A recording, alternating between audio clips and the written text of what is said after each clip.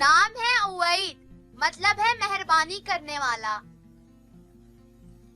نام ہے اویس، مطلب ہے سخی، قوت.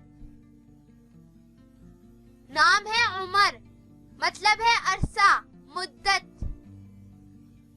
نام ہے اسامہ، مطلب ہے شیر، حضور صلی اللہ علیہ وسلم کے غلام کا نام.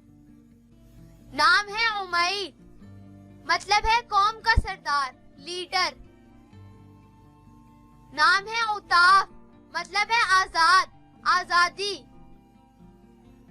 نام ہے امسیر، مطلب ہے سردار. نام ہے عثمان، مطلب ہے سخی، غنی، خلیفہ چہارم کا نام. نام ہے عجیل، مطلب ہے تیز چال والا، جلدی کرنے والا.